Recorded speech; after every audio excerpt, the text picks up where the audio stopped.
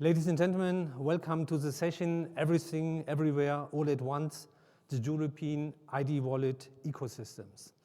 We want to talk about the European ID Wallet ecosystems in our session, and China, the USA and the EU are the world's largest economies, and why is the EU particularly well qualified to build such a sensitive and important ecosystems for ID wallet that needed to be considered globally. We in the EU have a transparent and open legal systems that provides a very good basis for a secure and trustworthy digital future. Currently, we are all use wallet in our smartphone, whether from Google, Apple, Huawei, for ticketing, payment or attribute attestation. But from 2026, the EU will mandate every member state to introduce a European digital identity wallet that is multipurpose, self-sovereign, secure, GDPR-compliant and convenient. The basis for this is a eIDAS regulation, which was revised and adopted this year as a version 2.0.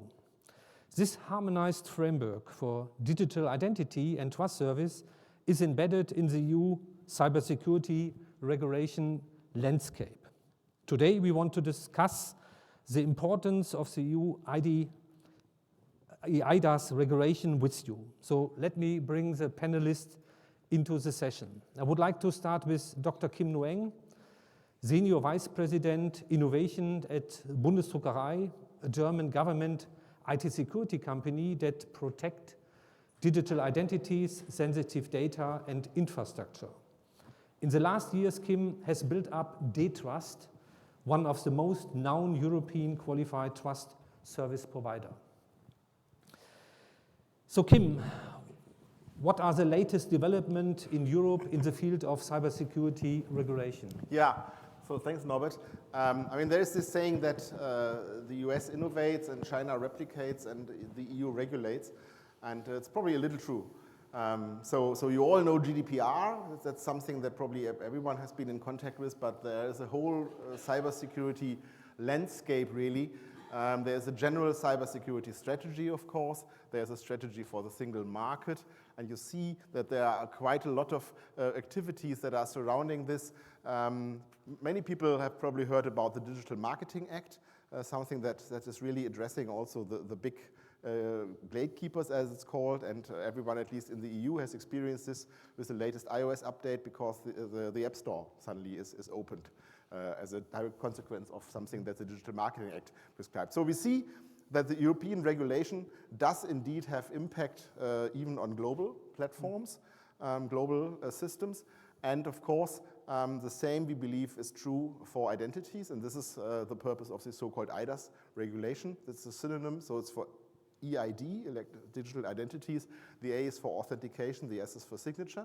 So basically, it means identity and also related services are regulated by this. And as you said, Norbert, the eIDAS regulation comes from 2014 and has now been revised, and this new revision actually addresses a lot of these big platform questions, so it's also directly relevant to the big gatekeepers. Okay. Kim, what is the European vision for digital identities? Yeah, so when this came out, I think all the Europeans even were a little surprised because everyone had expected that this revision would deal with some of the learnings we had from the first revision, some of the technicalities you want to improve. But all of a sudden, Ursula von der Leyen, which is the Council President, announced that the Commission will soon propose, as it says here, a secure European e-identity. And this is really, I think, a big move forward because it shows that Europe is really thinking the digital market in the way of a trusted ecosystem of identities and services. That's something that we already experienced in the first eIDAS. When you were in Brussels, you got to know very quickly a troop of very good lobbyists coming from the North American big platforms. They were sometimes better prepared than the Europeans, in fact. And this shows that I think if Europe actually unites, it has a big strength and it has a big importance to this these platforms. And so the idea here really is that there should be a trusted identity ecosystem. Maybe important to say, it's not like with passports where there is a single worldwide specification from ICAO that everyone has to implement. With identities, it's the case that the technical implementation of the identity is still a national topic. So basically, the idea here is to set up a general ecosystem that unites the different digital identities from the different member states and puts them into a context of an identity ecosystem. Okay. The next panelist is Arno Fiedler. He's the CEO of the Nimbus Technology Consultancy. And Arno is one of the leading experts in the field of digital identities in Europe and has worked on this topic almost for 3 decades. So, Arno, speaking of the legal framework as Kim mentioned, in 2014, the EU already regulated trusted service and electronic identification systems. What is the difference now with eIDAS 2.0? Yeah, thank you very much. Of course, there's a little bit of history of developing this kind of law. Maybe you know we have in Europe not a case law, we have a common law, a civil law, so the things are predefined by law. And we started to regulate electronic signatures in the year 2000 with a signature directive. But with this directive, 25 years ago, each nation deployed electronic signatures as they interpret it, and with different techniques, with different legal frameworks. And so after this experience with this, let's call it disaster, with the signature directive and the missing interoperability and different security levels, in the year 2012 to 14, we make this eIDAS regulation. eIDAS, of course, as Kim explained, for identification, authentication, and signatures. But the first eIDAS, of course, was with strict regulation for the private sector, for the trust service providers. So these trust service providers are under quite good control by federal agencies all over the European states, and they have work on standards developed by ETSI and CEN, and they offer different kind of trust services like timestamps, qualified signatures, things like that. But what we missed with eIDAS 1 was, of course, the harmonization of the eID system. The actual eID systems in Europe are like the driving license in the United States. Each member state or each driving license in Texas looks other than in Illinois. And that's the same with the eID systems that we actually deploy in Europe. And now with this concept, with eIDAS 2, we will have a European digital identity wallet where the things are put together and we cooperate stronger with public and private sector. And of course, this wallet, of course, must be issued by a member state in the next 3 years. So it's mandatory that each European member state issue a new kind of wallet. And of course, this wallet system has to also be certified on a defined security level. And it's an offer then for free of charge for all the, let's call it 200 to 240 million European citizens. So that's really a breakthrough for supporting this end user applications.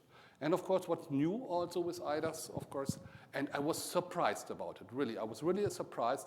We had a lot of discussion about distributed ledger and things like that. And we have been really on the bottom of the hype curve with the distributed ledger. But this legislation, which come into force in 2 weeks, is also with a definition of qualified distributed ledger or qualified electronic ledger. So we will start then to set a standard for it and define a security level and things like that. And also this kind of new service, qualified electronic ledgers, will also defined by law and have, of course, some more effective things in case law. Then, of course, we have this attestation, and of course, so there are really new services, also like qualified archiving services. So I think it's a large enhancement of the things we have already done 10 years ago. Okay, thanks. Kim, can you give us some more detailed information about the European eID wallet? Yeah. So basically, the idea is that it's really like the wallet you have at the moment with you, and this will typically contain some proof of who you are. So the eID will be the replication of that. So who you are is represented. Then, more importantly, who you are is actually only a tiny bit of information about you. If you look at stuff you do in normal life, in many cases, what you are or what you have is much more important. You have a driving license, you have a license as a lawyer, you have a license as a medical doctor, you are the president of a non-profit organization. It's all attributes that are connected to your identity, but they are not directly part of your identity. And so the so-called qualified electronic attestations are the second part. So the idea really is that more or less your whole professional private life can be documented within this wallet. And the third part is signature. So a qualified signature will be available to all citizens, to all natural persons using the wallet. And therefore this trust service providers, of course, play a big role not only for providing the certificates, but also for providing the attributes. So the attributes are a new trust service under this new regulation. And of course, on the right-hand side, you see so privacy by design is an important topic. So selective disclosure stands here really for the question, you can determine who is going to see what. Yeah? So this is not like a blank ticket and you have to provide all the data. So the protocols will be designed in such a way that privacy will be really adhered to. And all this, of course, conveniently on your smartphone as you know it by now and as you take it for granted. I think this is maybe in a short sentence what... Everything, everywhere, all at once, yes. Yeah. Tim, what turns the idea into the ecosystems? Yeah, and of course, I think that's probably the other big step forward. I think one of the main drawbacks on eIDAS 1 was that it was thought as a collection of products, so to speak. Yeah, so we were missing this idea that a technology like this can only live and prosper in an ecosystem. And therefore, I think the important point is that the Commission is already setting up an ecosystem with, of course, as you see, the wallet right in the middle. And of course, there will be a so-called wallet provider. This can be the government, but it can be also a government entity, or it can be a service that is commissioned by government. This is going to offer you the wallet. And then, as I said, there are these three elements. There's personal identification data. This, of course, will be government data. Yeah, this comes from a government institution. But then there are the so-called qualified electronic attestation of attributes. And this can either come from what we call an authentic source. So your driving license comes from the register where the driving license is being recorded. And the doctor thing or the attribute you are a legal advocate comes from the appropriate chamber of legal services. But this can also include other things, even your private thing. As I said, if you are head of a non-profit organization for your kindergarten, this could also be attested here because it could be used in some interaction with public services. And then finally, there is a signature that will also be provided according to eIDAS. So there is a so-called qualified trust service provider behind that. The wallet could hold the key itself in the classical way. I would expect that typically this will be a so-called remote service, so that the signing key is actually like a cloud service, and the wallet will simply authenticate against the cloud service, like you know it from a lot of signature applications. And below, also very important, is the so-called trust list, because somehow in this ecosystem we must assure that we only have trusted components in place. And so this trust list is a very simple, machine-readable collection of all the trusted components in the system, which is maintained by the European Commission. And therefore, this is the way how this different element in this ecosystem can make sure that they communicate only with each other when there's the appropriate trust relationship. By the way, it's adopted by Adobe also. The Adobe AITL and also the European Qualified Trust List works well together. So you can use every Adobe device to check and verify a qualified signature from the TSL. Okay. But what if you see the use cases, what use cases will be important in the future? Yeah, I mean, as I said, or as Arno said, so with the first eIDAS, one of the main topics was that this was aimed at the public sector only. So now, of course, we see it will still be a public sector topic, but of course we see that there is a lot of stuff coming from the finance sector. So you know that KYC, know your customer, of course, is a big topic, and identification is at the heart of this. So if everyone would have a digital identity that is trustworthy, then all the different things that we know right now, video identification and all this self-ID stuff simply would go away because there's no need for it anymore. So finance is definitely a big topic. And then, of course, health is always a big topic because trusted identity is at the core of trust for health applications as well. And of course, also for general business purposes. I mean, you probably all have like 50 or 60 accounts with different usernames, passwords. This could be really subsumized under this. So the feeling is that there is a lot of opportunity here because what's important, as Arno said, it's a mandatory thing. So not one member state can decide we are not going to offer this. Every citizen who wants can obtain such a wallet and such a digital identity, and there is a mandatory acceptance, at least in the public service, but also for gatekeepers and others. So this is really a big step forward because it means this identity will be usable and accepted in the whole of the digital European trust space. Okay. Can you give us some ideas about the technical implementation? Yeah, so we could speak for hours about that. So this is a very, very, very short summary. And I think what you can see is at least that you see a lot of common abbreviations in a sense that the whole specification is built very strongly on international global standards. So you see that basically, you know probably that the ID community falls into two parts. The one is the ISO driving license group and the other is the OpenID group. And you find both here. So basically, OpenID for verifiable presentation is one of the big standards that's being developed right now.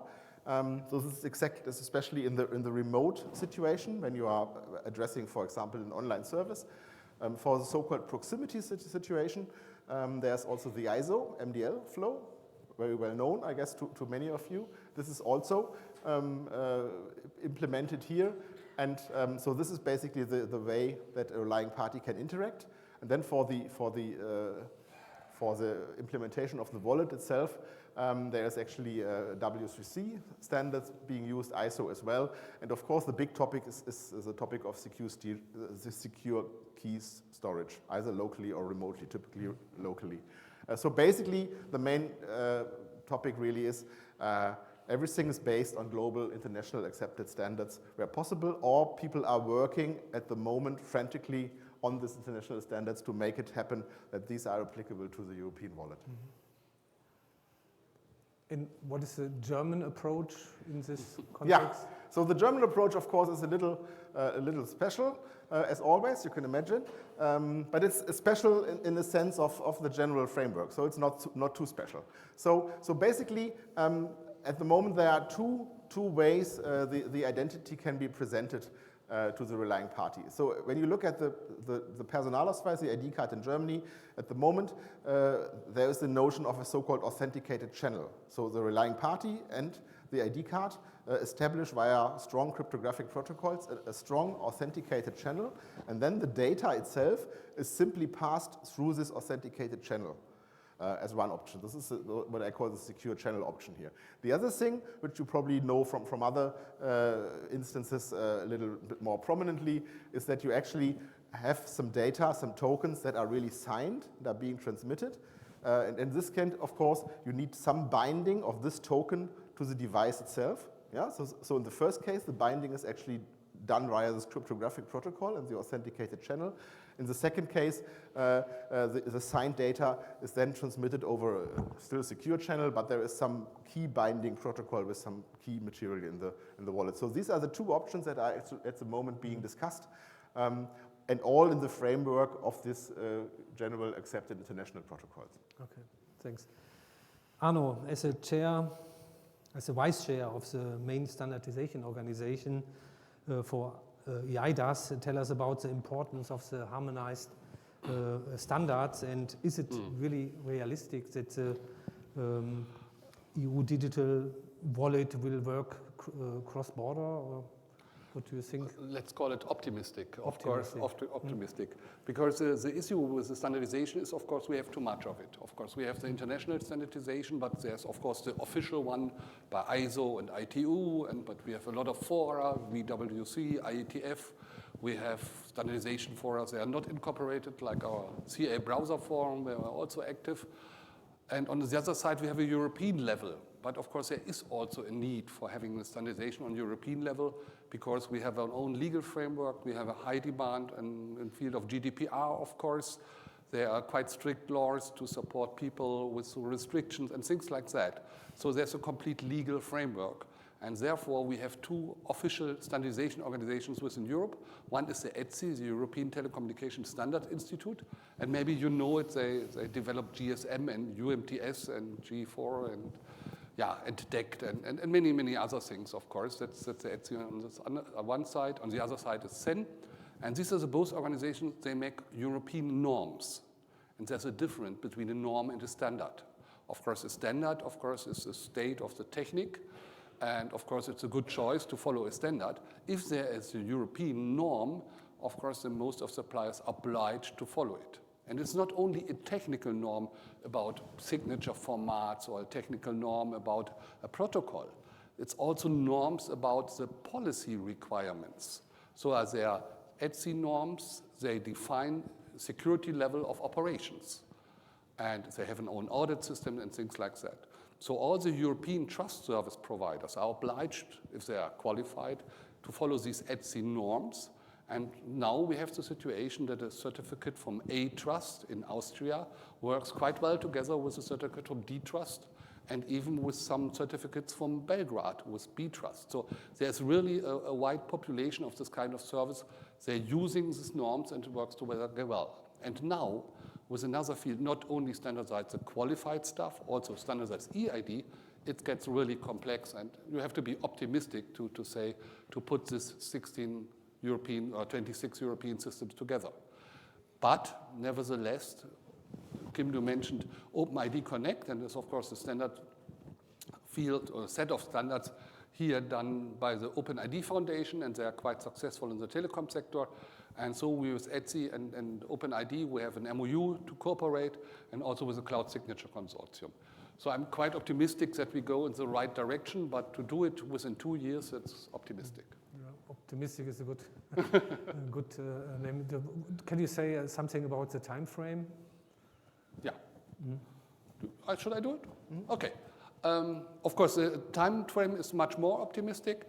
So this law, it has around 63 pages altogether, and it's printed in very small letters, of course. This comes into force on the 20th of May. So within 2 weeks, eIDAS will become a reality. And of course, it's the eIDAS a regulation, and it's not a directive. A regulation is immediate law in every member state of the European Union.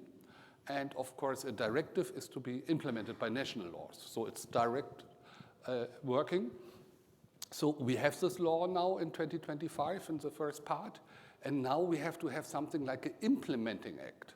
An implementing act is more detailed than the law and gives advice to use which protocols with standards and how to deploy different things. And we have the implementing acts, of course, for the next 6 months after it has to be published, and other have a framework for 24 months. So there are different ways of implementing act, but in total, it's over 30 implementing acts defining this framework for this identification, authentication, and signature schemes. And of course, nevertheless, we have a little bit piece of national regulation to adopt. For example, in Germany, we have to adopt in the next 2 years. That means special requirements for trust service providers, defining liability and things like that. That would be in national legislation. But of course, it's not only defined by the text that is published. Also, the European Commission helped to implement it. And there are 2 ways to support this kind of implementation of this legal framework. One of them are the pilot projects. We have the so-called large-scale pilot projects. Now there are 4. There will be a few others. And each of them is around 5 to 10 million euros. So it's a lot of bucks to do it for implementing it in real case framework. And of course, we have also in Germany a national consultation process. That means also the relevant stakeholder. And stakeholder doesn't mean only the people from the financial lobbyist organization or boards. or from municipalities or other force, also all kind of stakeholders, also maybe the Chaos Computer Club, people who are very critical against state-driven IT systems, they are also involved and can give their opinion, and of course they have a voice in this process. And of course there is the description, the baseline, further development architecture reference framework and standardization. That means for the whole process we have a document called Architectural Reference Framework, RAF, and this is developed over the time. But there's a little bit of a lag. So yeah, we don't make the progress as we do. And something of the missing pieces is, or some of criticism from my side personally is, before I described this kind of standardization fora, and this process actually works without this kind of standardization officially. So it's not directly involved with the standardization processes in the formal organization. That's the situation. Yeah, and you can see, of course, if you look in the right corner on the top, in 2027 we want to be in the goal. That means we have an interoperable European digital identity wallet all over Europe, and each of this wallet contains a PID, a personal identity information on high level. That's the concept and the vision, and yeah, let's be optimistic. Okay. Arno, you are involved in the German showcase program, Secure Digital Identities, and what can we learn from it regarding implementation of an eID ecosystem? Yeah, thank you for the question. Of course, there is a simple saying, the proof of the pudding is the eating. And of course, we know all about the discussion about secure digital identities. And of course, we had the discussion, is maybe a distributed ledger or the blockchain, is it a good way to secure identities and how to deploy it? And so our Ministry for Economics set up 4 years ago a so-called showcase project. Showcase project means just let's try to put the things together and cooperate to develop secure digital identities. And it was not the centralized approach, as I described before, we do for the European Identity Wallet now. It was a decentralized approach in different projects, of course. So we have a project like ID Union. They developed an own wallet that works quite well, and they founded an organization, we call it Genossenschaft, that's also something like a union where they cooperate to define identities and attestation and things like that. So it is a 3 years project, but ID Union will work in future as a Genossenschaft. I don't know the exact word for it. So, and I think one of the main important things, of course, is also to do it in public-private partnerships. Normally, things like this are state-driven, especially in Europe with the eID systems. And the lesson learned is if you talk together between public and private, it gets much better. And of course, it's also very important to talk to the municipalities because they have the direct contact to the citizen. The municipalities know the needs of the citizens. And of course, if you talk with them how to deploy identities on smartphones, of course, or on wallets, you get much better information and much better lesson to learn. And then, of course, it's nothing worse without a business model. Of course, you can deploy it as a state, of course, but if you want to use this kind of wallets on municipal level, on city level, of course, you have also think about how to earn money with it, and that's also a different thing. If it's, say, a wallet is not defined by the taxpayers' money, it's get quite difficult to earn money with this. And of course, for example, once had tried to use digital identities not from a centralized system or from ID card. They really asked the municipalities for the stored data about the citizen. So the municipalities put in the project we called here once the data from the citizens in their smartphones, so they can see what they stored over there, and they can also use it as credentials. So just to finalize it, it's very important to have also a broad dialogue using this kind of identities to get the acceptance from many kind of stakeholders. So we have this 4 showcase project and get a lot of experience what works well and where are the hurdles, and of course, what are the things that are not accepted by the citizens because they don't want it or it's too complex. And of course, so it's very good to get new ideas for the system we set out now with the German identity wallet.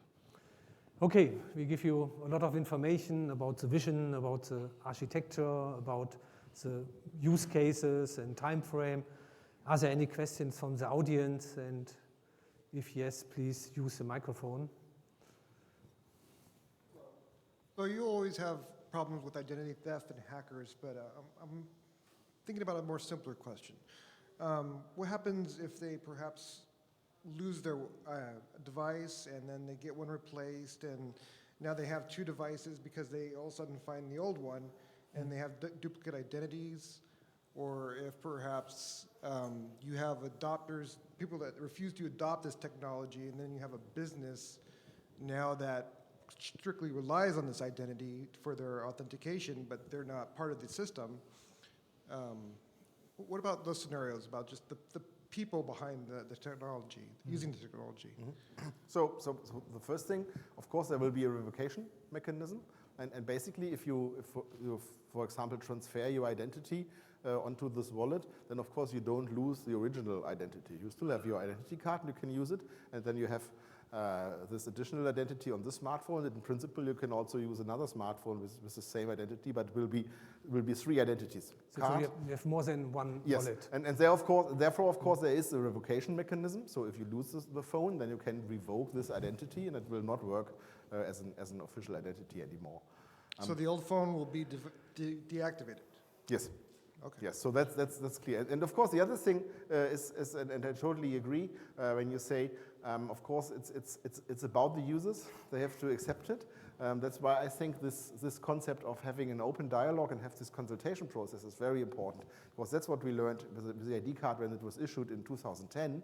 It was more or less a closed door thing, and then the whole stakeholders from civil society, universities, they all claimed we were not informed, we were not able to discuss. So I think it's important to have a much broader consensus. I mean, there is always people who are critics, that's fine, but at least there is a process now. You can actually look at this. It's an open source project, really, and you can look at all the comments and at all the things. I think that's really important to gain acceptance and trust on a broader scale. So do you foresee the businesses or organizations strictly relying on this identity and no longer going to the secondary identity in the future? Yes, I think so that this is going to happen. And when I speak to people in Germany from all over the place, banking and all these things, everyone is looking for a simple way of identification, for a simple way of age verification and other things. And there are many secondary technologies, as you say, with video or make a photo of something. And this is more or less fine. You can discuss about the security of all that, but all these people, they are all looking for a simple solution. So I do believe that there is a great opportunity for this, if it has the right reach. So of course, if only 10% of the people use it, it's not going to be a technology that's going to be adopted. That's what we learned also in 2010. But especially with this European approach, I know that especially also big companies from this town, like Google and others, they are looking very closely at it because it's a way for them to solve the identity topic in the whole of Europe with one technology. And may I add, there is an Article 5F within eIDAS that mandates that very large operators, the very large operator is somebody who makes 200 million operations per month in Europe. So it's Amazon, Google, Facebook, Meta, Apple, Microsoft, of course, Alibaba. They are obliged to accept in the year 2027 this European wallet for authentication by law. Thank you. Okay, thanks. The next question, please. Yes. Hi. Question. Do you foresee any sort of immediate effect on the card payment industry with this sort of authentication? Recently, you probably know Can you come a little nearer to the microphone? It's very hard to hear. Recently, there was an introduction of passkey, which was supposed to be replacing password, and FIDA also implemented passkey, but in effect it's actually weaker than the original FIDA protocol, especially in terms of Europe, because Europe requires two-factor authentication, and the passkey cannot serve as such because it's not bound to the device. So with this technology, do you foresee it replacing passkey for the financial transactions? I would say that at the moment, these are like additional technologies. It's not the idea that the one is replacing the other. Funny enough, we had a big workshop with FIDO this morning, and we were discussing exactly that. So I think some of the technology aspects of the passkey architecture translates very nicely to what we are doing here. But in the end, the FIDO, the passkey technology only, in inverted commas, solves the authentication problem, while the wallet is a much bigger animal. But actually there are some countries in Europe that already use FIDO technology within their eID system. So it could very well be that the FIDO technology can be a part of this, but I don't think it's going to be a either or replacement thing. Yeah. And there's no competition. I think it's not any competition intended. But it's about European sovereignty a little bit. Because of the 10 large players, 8 are from the United States, 2 are from China, no one is from Europe. So there is, of course, the idea of digital sovereignty to regain it. It's not about competition. Okay, thanks. The next question, please. Well, first off, thanks a lot for this interesting and very helpful session. You mentioned the standards, OpenID Connect, World Wide Web Consortium standards you're going to follow. With the standards and manageability, are you going to allow like interoperability, like third-party e-wallet on the market? So you mentioned there's going to be like a dedicated application from the government. Can third party create compatible application? Yeah. So definitely yes. So the idea is really to create an open system. So of course, typically I would imagine there will be like a government stipulated wallet, but it is definitely possible to offer a wallet that is following the technical specifications. Of course, you would have to undergo the certifications. You cannot simply do a self-stated implementation and say this is now an official wallet.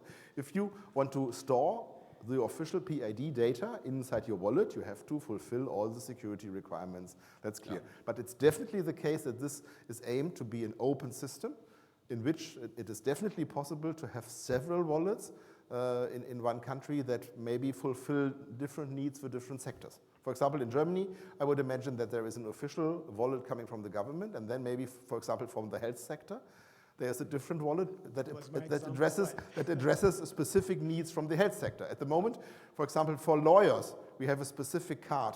This could well merge into a lawyer wallet type of thing that contains specific functionality and attestations only used in this sector. So I would imagine there's not a plentitude of hundreds of different wallets, but I would say there are a couple of wallets coming from different sectors.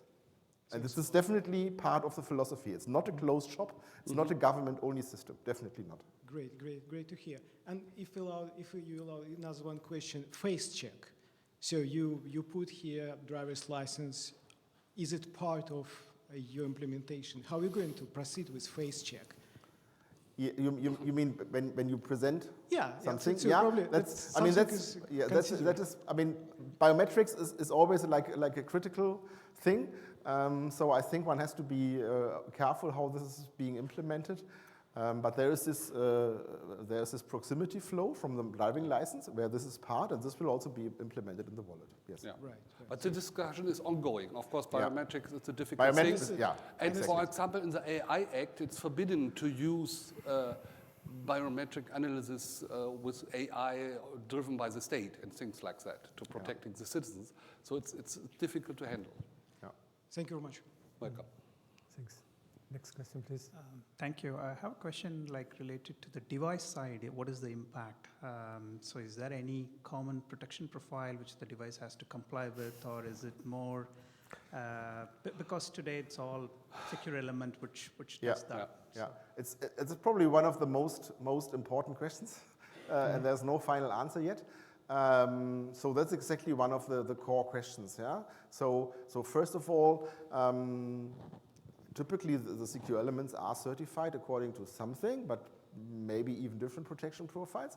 The certification definition is ongoing right now, and for me it's a big question if it's going full blown into a common criteria thing, which is technology-wise very interesting, but I think from the timescales we are speaking and from the amount of work needed, probably not the right thing. So in the end, I think it's going to be a mixture, some functional testing and some other things.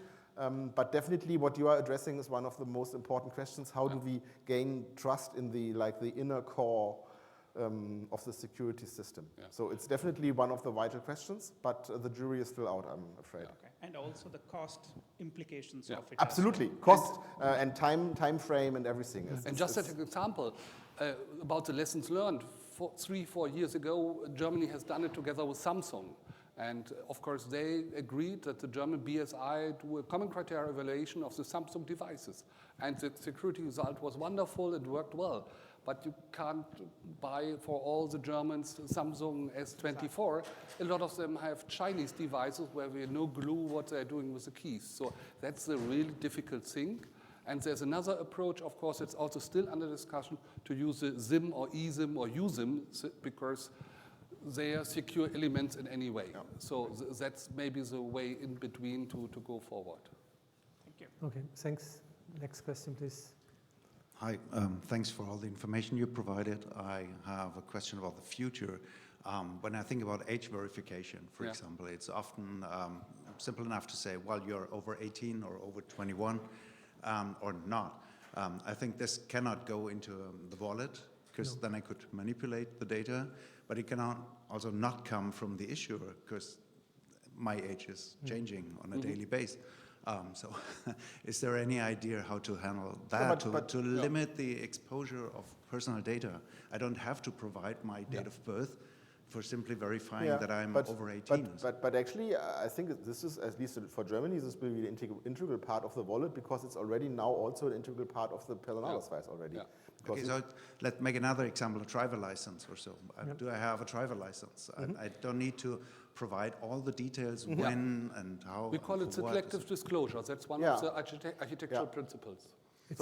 But where to put it? Into the wallet to put some logic in there, or is the issuer providing that? No, it's the logic. If I provide another wallet, for example, because you said there could be different applications, I could trick into that wallet and say, hey, even if it's not over 18, I deliver the information it is over 18. So how to prevent that? There's someone coming asking my wallet, is that guy over 18?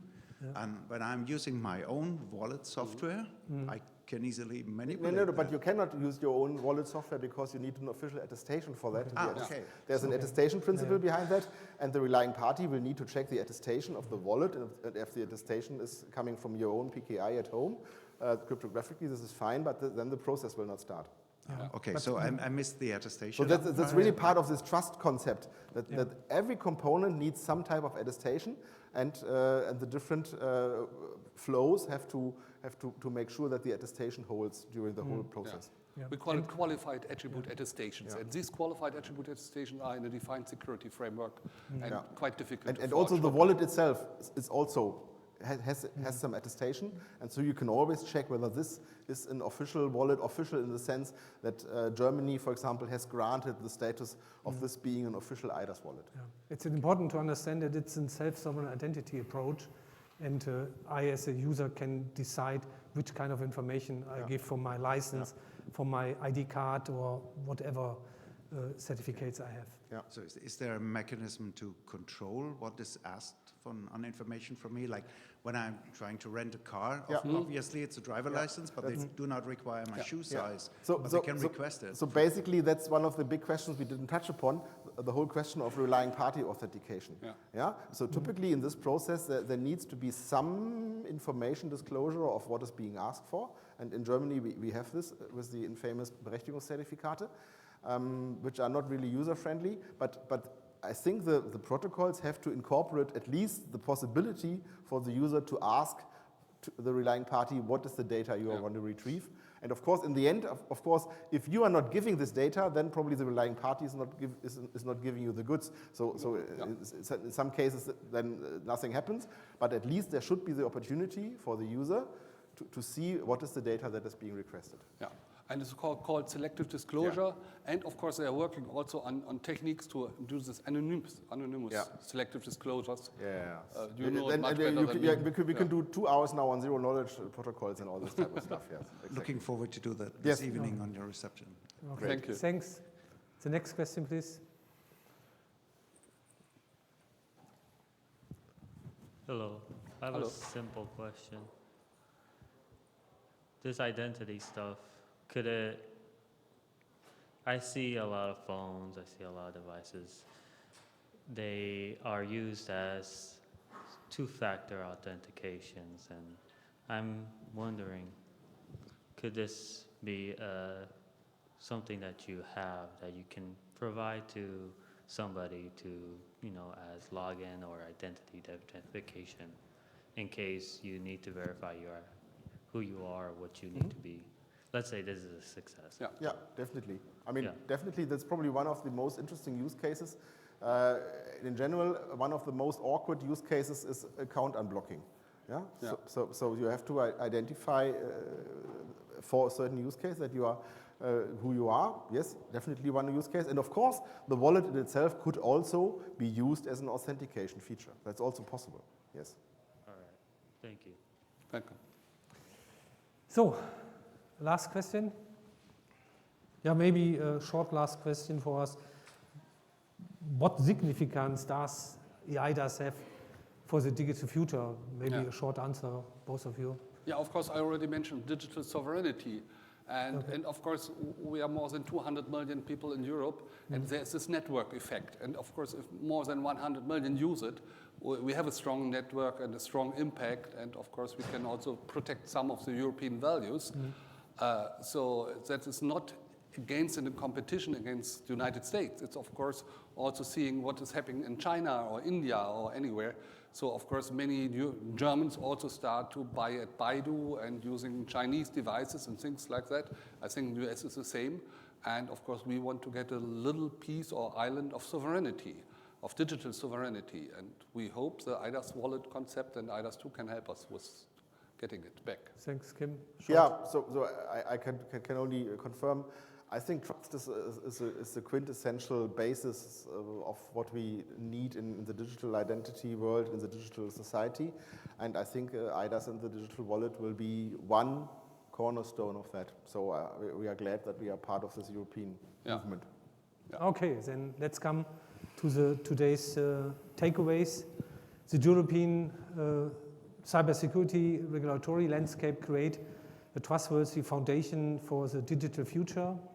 Europe creates a digital identity for all entities, and the new digital identities ecosystems create a secure, trustworthy, and, as we discussed, self-sovereign digital wallet. And we invite everyone to participate in the creating harmonized standards of seamless cross-border services. And we do believe that the eIDAS framework will have a potential impact on other regions as a blueprint. And ladies and gentlemen, unfortunately our session is over, and I would like to thank the panelists and the audience for this interesting session.